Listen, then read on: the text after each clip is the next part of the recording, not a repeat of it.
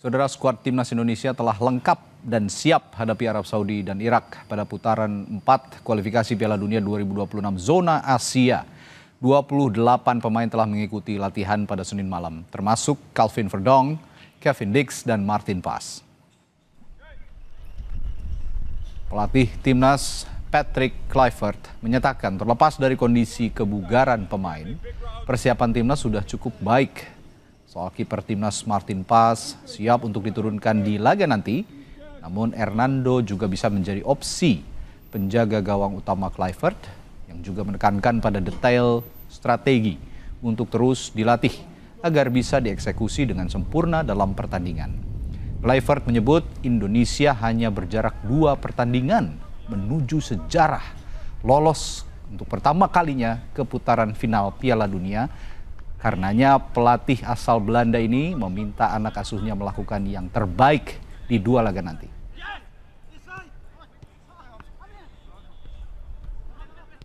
Itself, the play day, and you know that's the most important thing. You prepare them, but the day itself, the execution needs to be good. Set pieces, ball possession, ball loss, everything needs to be on fleek because we're 180 minutes plus away from the World Cup. So our aim is to do our thing and qualify. Di sisi lain, Konfederasi Sepak Bola Asia AFC menolak protes PSSI soal penunjukan wasit asal Kuwait Ahmad Al-Ali untuk laga timnas melawan Arab Saudi. Dalam surat balasan ke PSSI, AFC sebut penunjukan tim wasit dari asosiasi anggota yang sama adalah praktik standar yang sudah diterima secara luas.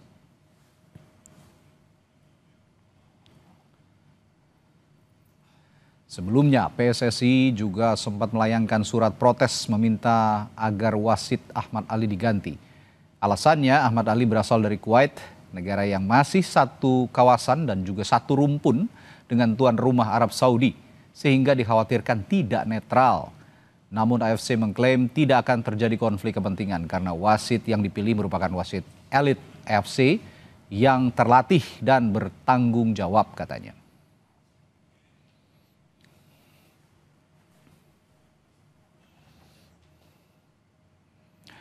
Menyusul surat balasan dari AFC, PSSI menyatakan menerima keputusan AFC itu. Sekjen PSSI Yunus Nusi bilang, keputusan ini merupakan kewenangan dari AFC. Oleh AFC, surat tersebut sudah dibalas dan tetap dengan konsisten dengan wasit yang telah ditetapkan dan ditugaskan sesuai dengan surat AFC beberapa waktu yang lalu yang dikirimkan kepada PSSI. PSSI menerima keputusan itu karena keputusan tersebut menjadi kewenangan dari AFC. Kami mempercayakan sebagaimana balasan surat dari AFC kepada kami, kepada PSSI, dan tentu kita sangat berharap bahwa sportivitas, fair play dalam pertandingan ini sangat kita nantikan dan sangat kita tunggu. Sebelumnya manajer timnas Sumarji menyatakan para pemain timnas akan tetap fight untuk memenangkan pertandingan lawan Arab Saudi dan Irak. Sumarji tegaskan timnas tidak akan terpengaruh dengan siapapun wasit yang akan memimpin laga. Apapun yang terjadi, kita tidak akan terpengaruh dengan siapa yang akan memimpin pertandingan. Yang pasti pertandingan di tanggal 8 dan 11 itu adalah pertandingan hidup dan mati, dan kita semua meyakini bahwa kita tidak akan terpengaruh dengan kondisi wasit perangkat pertandingan, dan kita akan tetap fight untuk bisa memenangkan pertandingan itu. Saudara, AFC tolak protes PSSI soal wasit asal Kuwait yang akan pimpin laga timnas versus Arab Saudi pada Kamis dini hari nanti. Bagaimana timnas harus mengantisipasi masalah ini? Kita ulas bersama analis sepak bola Yusuf Kurniawan yang sudah hadir di studio, serta ada juga nanti Ketua Supporter Timnas Arab Saudi, Garuda Saudi, Muhammad Erlangga, dan juga mantan pemain timnas striker kita legendaris Zainal Arif. Selamat malam, Bang Yuke. Malam. Dan juga Kang Abo. Saya biasa manggilnya Bang Abo nih. Selamat malam, Ragi. Oke. Nanti juga akan bergabung Mas Erlangga sama kita. Saya ke Bung Yuke dulu kalau gitu. Ini ya kita tidak bisa menghindari wasit asal Kuwait yang sudah akhirnya ditolak protesnya oleh FIFA dan juga AFC. Tapi apa yang bisa kita lakukan sebenarnya dengan situasi seperti ini, Bung Juke? Iya, ini kan sudah jadi pembahasan di mana-mana ya, naik ke permukaan. Saya kira si wasit juga sudah aware soal ini ya. Jadi alih-alih kita mempersoalkan netralitas dari wasit, sudah diputuskan oleh AFC, keberatan kita ditolak. Jadi sebaiknya kita fokus dengan plan kita aja. Jadi gini, wasit ini kan manusia juga ya, pasti dia juga punya rasa. Iya. Kan? Kalau belum apa-apa kita sudah a priori sama dia, apalagi itu juga diperlihatkan oleh para pemain, gesturnya di lapangan, itu malah membuat sentimentalnya muncul. Jadi kita harus bisa berdamai dengan keadaan, berkompromi dengan situasi. Kita ikutin style of play-nya wasit ini, quote on quote gitu ya. Misalnya ada momen-momen di mana yang kita pikir ini foul, oh ternyata di mata wasit itu nggak foul. Kita tahu tuh, oh berarti standarnya seperti ini. Ya, kalaupun ada protes nggak usah berlebihan lah ya, biasa nggak aja. usah gitu. terlalu reaktif gitu ya. Karena itu akan jadi kontraproduktif. Akhirnya wasit akan terganggu juga, nggak nyaman juga. Alih-alih dia bisa bersikap netral, tegas gitu ya, tapi karena terus mendapatkan intimidasi dari provokasi dan kita terbawa dalam suasana itu, malah takutnya merugikan buat kita. Tapi kalau kita bisa ngikutin iramanya wasit, oh wasitnya kayak gini, kitanya paling quote on quote bisa ambil simpatinya wasit lah. Bahwa kita pemain yang tim yang bermain dengan fair play, kita respect gitu. Saya rasa dia juga akan tersentuh. Ya, ini masukan yang sangat baik sebenarnya. Tapi saya ingin tahu juga nih Bung Juke, kalau kira-kira berdasarkan statistik kita pertandingan melawan tim-tim Timur Tengah dan dipimpin oleh wasit juga yang asal dari Timur Tengah. Kira-kira ada nggak data yang menunjukkan bahwa kita ini lebih banyak dinetralkan oleh posisi wasit atau lebih banyak dirugikan atau diuntungkan? Kayaknya enggak juga sih. Yang sering terdengar memang kita dirugikan. Sering terdengar. Jadi saya masih ingat ketika pas kita main lawan Arab Saudi di leg kedua di GBK ya. Itu kan wasitnya dari Asia Barat kalau tidak salah ya. Dari Asia Tengah, bukan wasit dari Arab. Itu fair, itu kelihatan memang objektif gitu. Kitanya nyaman, terus wasitnya juga memang secara jelas tidak menguntungkan siapapun gitu ya, nggak menguntungkan Arab juga, nggak menguntungkan kita juga. Jadi memang selalu ada traumatis yang pernah kita bawa dari laga-laga sebelumnya kalau kita ketemu tim-tim Arab. Tapi ya sudahlah, ini kan memang sudah kejadian ya, sudah diputuskan seperti ini ya, kita harus terima, tinggal kita fokus dengan planning kita aja, kita nggak usah terlalu pusing dengan tentang wasit. Bagaimana kalau kita punya kualitas yang bagus, kita punya kemampuan tampil lebih baik, ya niscaya kita yang akan lebih beruntung gitu. Fokus aja lah ya.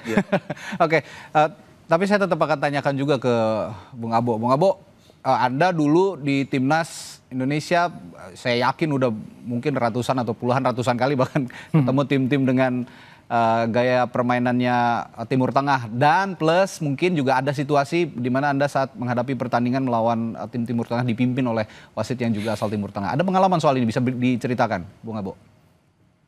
Ya, kalau secara pengalaman pribadi sih saya tidak terlalu fokus terhadap kepemimpinan wasit ya. Waktu itu bagaimana sebagai seorang pemain kita fokus di lapangan, kita berjuang mati-matian dan kita mengikuti game plan yang dijalankan oleh kita sesuai instruksi dari para pelatih. Sejauh ini sih saya berharap para pemain kita seperti yang disampaikan oleh Bung Yuke terkait masalah wasit, kita ambil simpatinya wasit. Ya betul, lebih baik kita fokus aja di lapangan, jangan terlalu berpikiran masalah wasit. Karena kalau kita memikirkan masalah wasit, fokus kita di lapangannya juga jadi terbelah gitu. Nah, yang paling utama, tujuan kita kan ke sana bermain. Tujuan kita ke sana untuk bisa membuat sejarah. Seandainya ini kita lakukan, ini kan akan menjadi tonggak sejarah ya bagi kita. Dengan catatan ya itu tadi gitu. Masalah wasit jangan terlalu dipikirkan, siapapun yang memimpin. Ini kan sorotan dunia terhadap pertandingan ini tuh kan besar sekali, betul. Besar sekali gitu. Kalaupun misalkan ada hal-hal yang tidak diinginkan, hal-hal ada sedikit cheating lah gitu ya, itu pasti ketahuan gitu kan.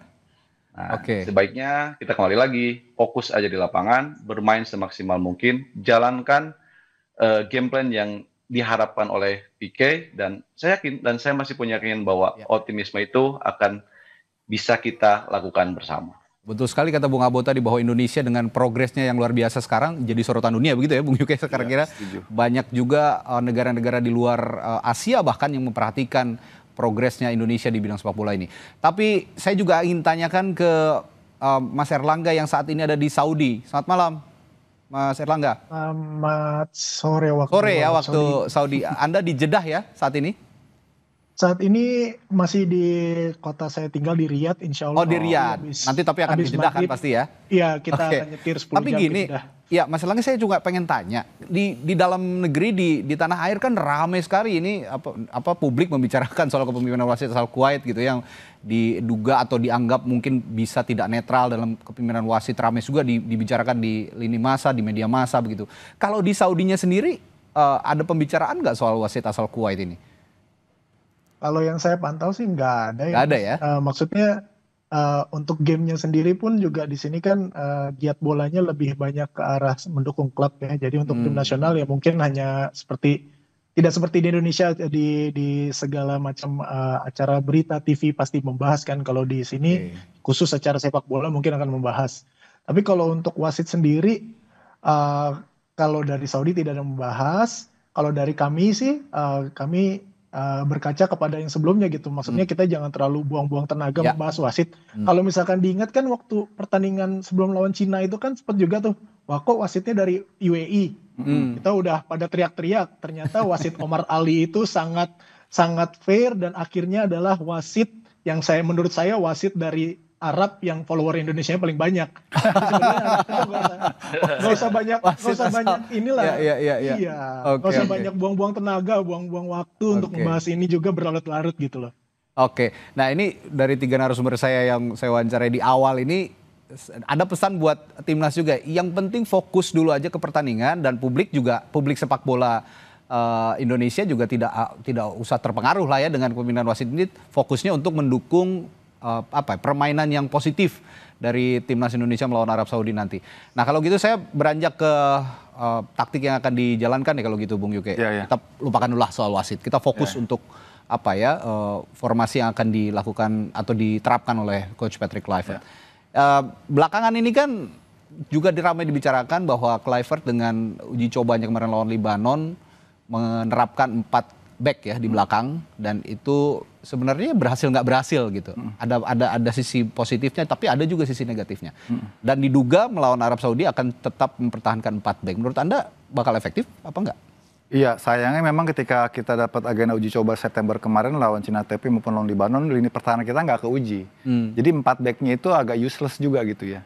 Karena kita praktis hanya one way traffic, hanya satu arah gitu nyerangnya. Nah itu yang saya kira juga akan menjadi bahan pertimbangan matang dari tim pelatih bagaimana untuk menerapkan strategi nanti lawan Arab Saudi. Karena Arab Saudi pasti mainnya nggak akan main deep seperti ketika Cina TP maupun Libanon nunggu di belakang, nggak mungkin. Mereka pasti akan mainnya inisiatif, mainnya akan terbuka, mainnya akan di depan gitu ya. Pertahanan tinggi gitu. Nah kita harus benar-benar hati-hati, harus sabar, jangan terburu-buru main frontal terbuka.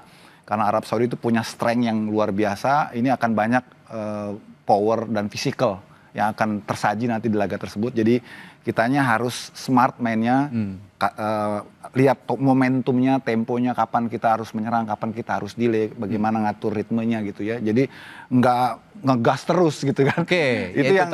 Itu yang harus kita tanamkan gitu. Karena yang kita hadapi ini memang ambisinya besar dan mereka punya kualitas. Punya tradisi juga di Piala Dunia. Punya tradisi udah 6-7 kali gitu. Jadi kitanya harus smart, alih-alih formasi dengan 4 back ataukah dengan 3 back ya saya kira nanti Coach Patrick yang akan memutuskan. Kalau kita dengan 4 back seperti yang udah kita perlihatkan di 2 lagu uji coba kemarin itu sudah dibaca pasti. Karena kan video mudah sekali didapatkan oleh setiap tim, termasuk kita juga mungkin udah dapat video-videonya Arab Saudi. Nah ini yang kalau Patrick berani membuat kontra strategi dari penampilan Garuda sebelumnya, ini menarik nih. Misalnya ternyata pakainya 3 back gitu kan. Wah, itu mungkin Arab agak terkejut-kejut juga. Atau inverted ya, di situasi tertentu menerapkan 4 nanti juga bisa 3 back gitu. Hybrid istilahnya. Hybrid, betul. Ya. Jadi seolah-olah kita pakai 4 back, tapi dalam momen kita pegang bola kita jadi 3 back. Itu. Karena satunya naik ke atas. Dan dalam tradisi sepak bola modern seperti itu sudah lumrah. Sudah Ya, lumrah. di liga-liga Eropa juga kita melihat banyak pelatih yang menerapkan inverted strategy di Iya, situasi-situasi tertentu dalam gameplay, dalam permainan yang sedang berjalan. Tapi saya tanya juga ke Kang Abo, Bung Abo, kalau Anda dulu sebagai striker, Anda kan di lini depan ya dulu, penjebol gawang lawan gitu. Sebenarnya kalau dari strategi penyerang atau dalam maupun juga bertahan, Anda lebih nyaman di belakang itu digawangi atau dikawal oleh 4 back atau 3 back kira-kira? Iya, dulu saya sempat berhadapan dengan tim Arab Saudi. Waktu itu kalau tidak salah formasinya pakai 3-5-2 waktu itu ya. Oke. Ya, di Piala Asia. Kita pakai 3 center back, tetapi ya itu tadi. Walaupun pakai 3 center back dengan postur yang sangat tinggi yang dimiliki oleh tim Arab Saudi, kami waktu itu kewalahan. Harapan sih dengan strategi mau 3 back sejajar ataupun 4 back sejajar, saya pikir lebih konsentrasi dalam hal-hal bola atas. Tetapi saya yakin dengan situasi seperti sekarang, kita punya center back yang sudah tidak bisa kita ragukan lagi. Ya. Ada Jay juga, sang kapten. Juga di belakang di situ ada Kevin Dick dan juga Calvin Verdong. Yang kemarin ya, saya berkaca dari pertandingan kemarin kita uji coba, ada juga Yakob Sayuri. Saya pikir 2 center back ini sudah teruji dan rasa-rasanya kita tidak akan kecolongan di dalam hal bola-bola atas ya. Okay. Yang terpenting fokus, jangan biarkan mereka berkembang, dan yang paling utama kita jangan sering kehilangan bola. Itu mungkin ya harapan dari saya di pertandingan nanti. Kayaknya memang harus gas di awal ya. Gas di awal ya, supaya nanti kalau kita sudah ada bisa mencuri gol di menit-menit awal, itu bisa strategi yang diterapkan bisa berubah. Inverted tadi yang dibahas oleh Bung Yugo juga. Ya situasional, kita bisa bertahan. Ya gimana Bung Abu? Ya, tetapi kalau situasi di awal kita sudah melakukan penyerangan gitu juga sedikit high risk juga. Tetapi kita harus bisa melihat bagaimana mereka melakukan strategi apa. Oke. Seandainya di 15 menit pertama kita udah ketahuan tuh. Biasanya untuk para pemain depan, tengah dan juga belakang, kita bisa meraba di 15 menit babak pertama. Sebaiknya kita harus melihat dulu apa yang akan mereka lakukan. Di situ baru apa kontra strategi akan kita juga lakukan. Oke, ini menarik nih. Saya tanyakan ke Mas Erlangga juga yang ada di Saudi. Mas Erlangga, kita mendengar di tanah air bahwa media Saudi katanya sebut soal Marcelino yang menjadi momok buat mereka juga sebenarnya.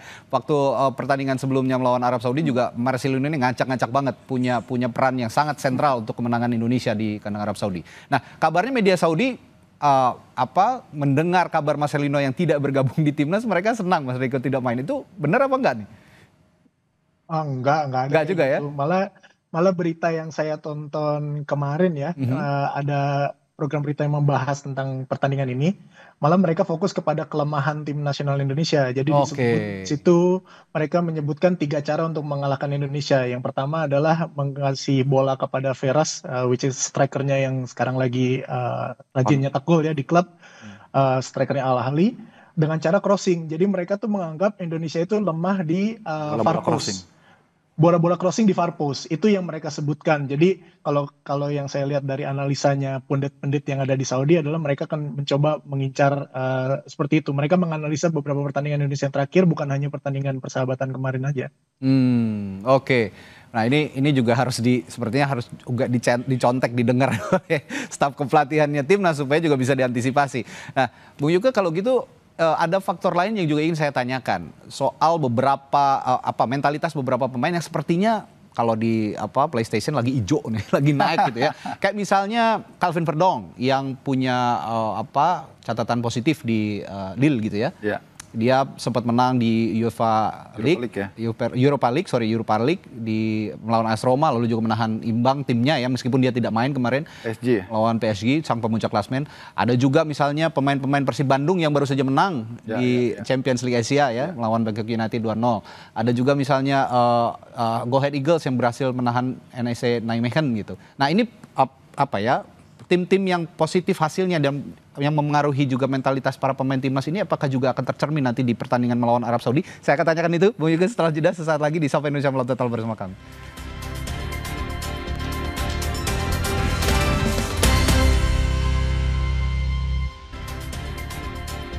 Masih membahas persiapan timnas Indonesia yang akan menghadapi Arab Saudi dalam babak 4 kualifikasi Piala Dunia Zona Asia tahun 2026.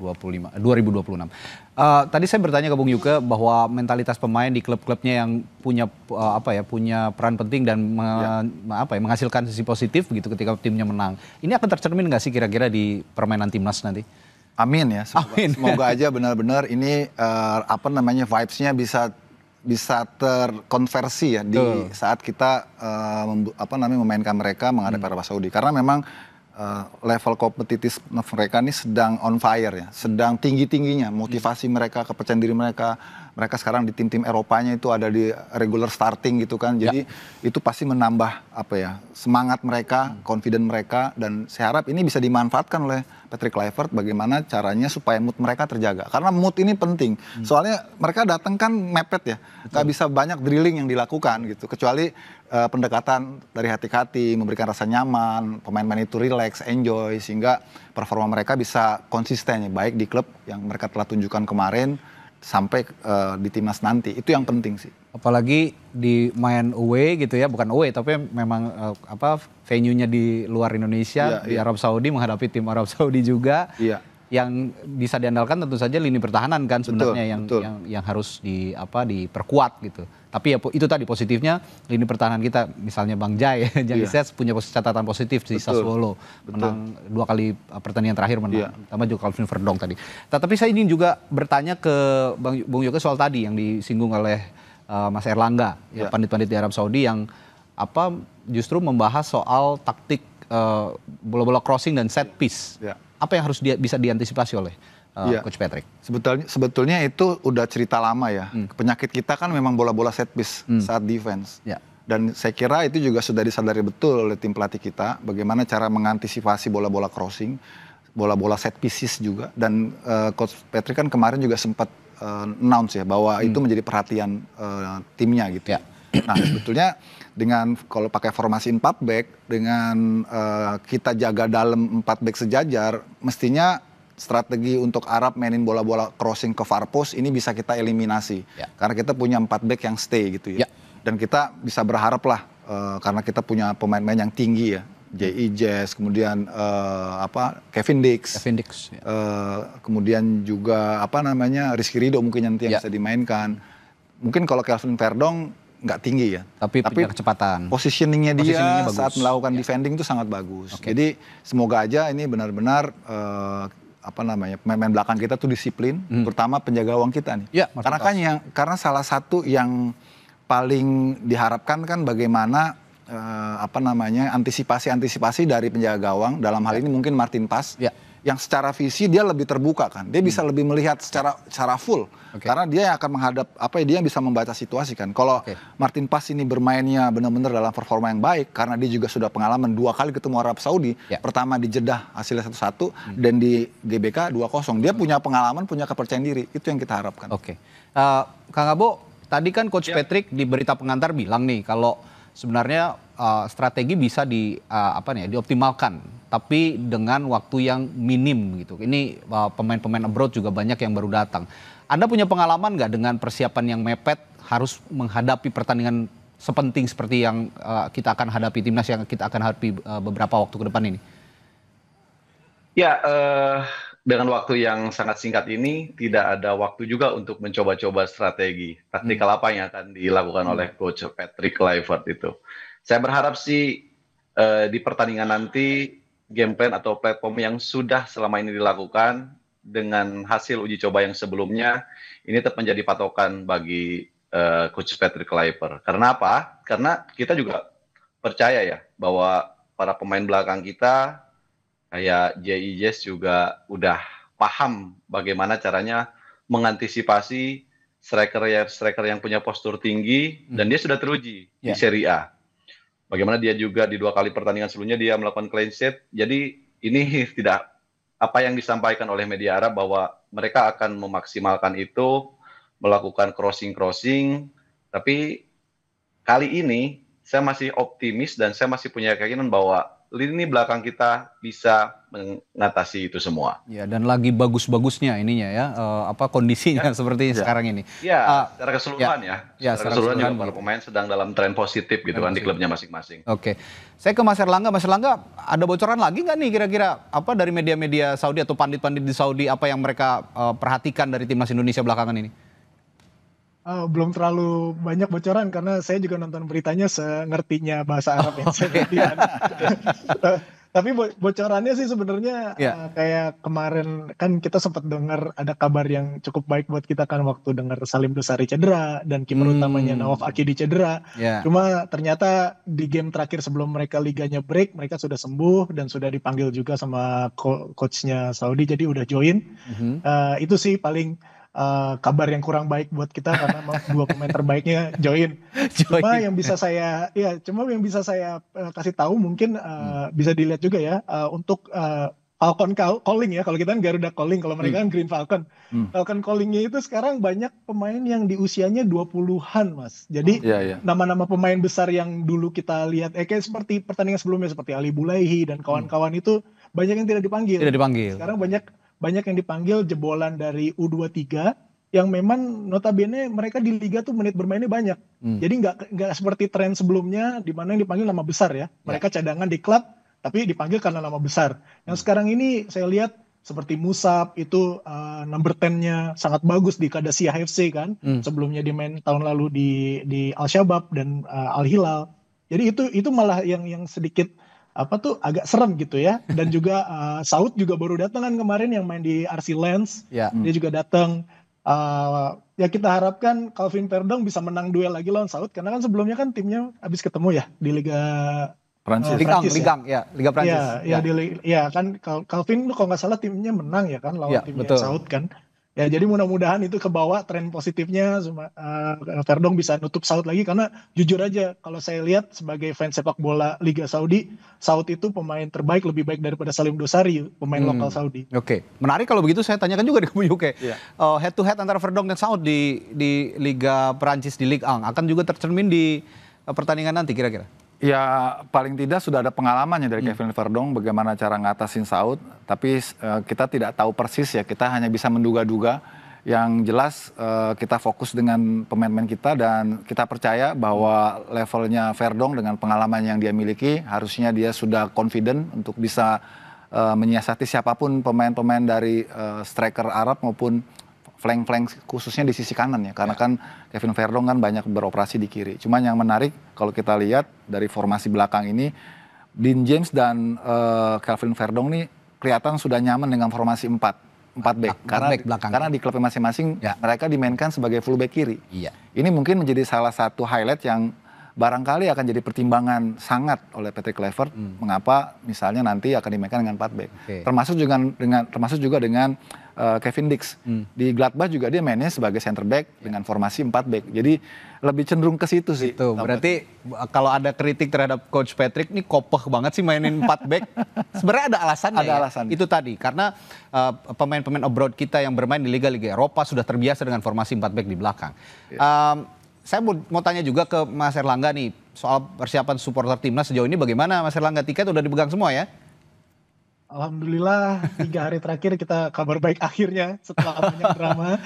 Akhirnya kita dapat tiket jalur resmi Mas, karena kan memang sebelumnya kan ada sedikit delay ya untuk tiket section Indonesia. Itu delaynya itu purely memang diskusi antara kami PSSI dan SAFF untuk menekan angka calo. Jadi di sini tuh budaya calo di Indonesia tuh dibawa-bawa sama teman-teman kita negara Indonesia di Arab, sangat disayangkan sekali. Jadi kita intens tuh Mas dari tiket dirilis sekitar akhir September itu kita intens dengan PSSI dan Saudi Federation. Akhirnya kita ketemu formula bagaimana tiket ini bisa didistribusikan sesuai tepat sasaran ke warga negara Indonesia yang benar-benar ingin nonton bola. Dan alhamdulillah dapat semua. Sudah dapat semua. Kabarnya 4.000-an ya, 4.000 tiket ya? Betul, 4.182. 4.182. Oke, selain kesiapan tadi tiket sudah dipegang, ada persiapan lain misalnya koreo kalau di GBK kan koreo timnas supporter kita luar biasa, tifo-tifo yang disajikan luar biasa. Udah ada persiapan juga di sana? itu malah satu hal yang pertama kita persiapkan waktu Nice. Keren.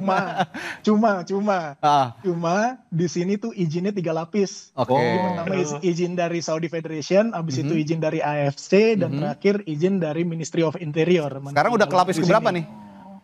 Sekarang kemarin kita udah dapat approval dari satu orang dari Saudi Federation, terus tiba-tiba malamnya orang lain mereply dengan nggak bisa, kita reject. Jadi, wah, kita dorong, kita doakan sebenarnya jebol ya. Mohon doanya. Sampai saat ini masih diskusi, sekarang udah naik ke level AFC dibantu dengan staf PSSI yang ada di Jeddah. Jadi kita lagi intens nih. Ini kayaknya banyak cara ya buat menghindari dukungan-dukungan lain untuk mendukung timnas kita di Arab Saudi. Tapi saya tanya ke Kang Abo soal dari perspektif supporter nih, Bang Abo. Anda kan sudah terbiasa bermain abroad gitu ya, ke luar negeri, away gitu, melawan tim-tim Timur Tengah. Tapi atmosfer yang Anda rasakan dulu sebagai striker timnas, bermain away gitu, tapi dengan dukungan supporter yang ya tidak terlalu banyak, tapi berisik lah, cukup berisik, itu bagaimana tuh? Ya, pemain ke-12 ini untuk tim nasional Indonesia memang selalu diharapkan ya, memang selalu dibutuhkan, apalagi bermain di Arab Saudi. Ketika kami bermain di sana, kita seolah-olah bermain seperti di kandang sendiri, karena para penonton tumpah banget di sana, hadir dengan nyanyian koreo yang betul-betul membuat kami berdecak kagum. Dan ini mudah-mudahan juga para pemain yang sekarang bermain ini akan lebih dari yang pernah kami rasakan waktu itu. Oke, mudah-mudahan begitu. Oke, saya balik ke balik ke susunan pemain. Tanpa mengesampingkan peran-peran lainnya di lini depan gitu, Bung Yuke ya. Kan Marcelino ini tidak terpanggil meskipun dia punya kontribusi yang sangat besar sebenarnya ya untuk Indonesia sampai titik ini. Pernah juga melawan Arab Saudi sebelumnya, kemenangan Indonesia di situ ada Marcelino Ferdinand. Sekarang tidak ada. Anda melihat situasi seperti ini bagaimana nih? Iya, saya kira memang ini sudah dipikirkan matang ya oleh Coach Patrick. Kan Coach Patrick sudah mengatakan bahwa dia hanya mempertimbangkan pemain-pemain yang memang mendapatkan jam bermain di klubnya gitu. Kebetulan Marcelino saat ini memang belum mendapatkan itu karena masih mengalami cedera dan juga masih proses pengurusan administrasi ke Tresin ya, klubnya yang baru, sehingga mungkin Coach Patrick menganggap bahwa ya dia nggak dalam posisi yang fit untuk diikutkan. Memang dari sisi kualitas kita sayangkan sih ya, Marcelino bagaimanapun kan memang pemain yang berbeda, punya talent gitu ya. Tapi kalau dia sedang off fire ya sulit juga untuk diharapkan. Jadi saya lihat di sini kita masih bisa berharap dengan pemain-pemain yang lain yang kita pikir nanti bisa memberikan sesuatu yang lebih ya. Misalnya seperti debutan Emiliano Jonathan. Itu dari sisi kualitas, wah, mungkin 11-12 dengan Marcelino. Bahkan dari sisi pengalaman dengan dia tampil di Utrecht di Eropa gitu ya, pasti ya levelnya lebih tinggi. Dan kita lihat kemarin ketika lawan Libanon, lawan Cina Taipei, wah ini pemain yang benar-benar punya dimensi yang beda. Dan saya kira itu kita harapkan bisa nutup dan ketiadaan Marcelino. Dan ada angin segar, Ole Romeni sudah bisa dimainkan kembali. Bagaimana nih lihat? Walaupun ya kita tahu ya kondisi Ole Romeni dengan dia sudah lama absen di competitive match gitu ya. Jadi agak sulit juga diharapkan terlalu lebih. Mungkin kalau nanti dia nggak main sebagai starter, barangkali Patrick menyiapkannya untuk 20 menit terakhir atau 15 menit terakhir. Nah, ini menarik juga dengan pemain pelapis gimana nih terakhir untuk pembahasan kita malam hari ini? Ya, saya kira pelapis-pelapis kita sudah cukup mumpuni kok. Kalau tadi Radi bilang bagaimana dengan pemain depan, nggak ada Marcelino tapi juga masih ada Emiliano Jonathan, masih ada Zylstra juga yang bisa jadi opsi. Kemudian Ragnar juga sudah kembali gitu kan, jadi opsinya masih banyak. Jakob juga bisa dimainin sebagai penyerang juga dengan kecepatannya. Jadi opsi-opsi itu senantiasa masih dalam situasi yang oke. Ya, vibes kita positif dan ini juga diharapkan menular ke pemain-pemain nanti jelang melawan Arab Saudi. Kita akan tetap pantau, kita akan tetap semangati pada timnas Garuda itu, termasuk besok juga menjadi latihan terakhir sepertinya untuk official training ya. Official training untuk menghadapi Arab Saudi pada hari Kamis nanti. Baik, terima kasih analisisnya Bung Yuke dan juga Kang Abo dan juga kabar dari Saudi melalui Mas Erlangga. Terima kasih sudah bergabung di Sapa Indonesia malam hari ini. Kita jumpa lagi nanti pembahasan timnas lainnya. Terima kasih, sampai jumpa.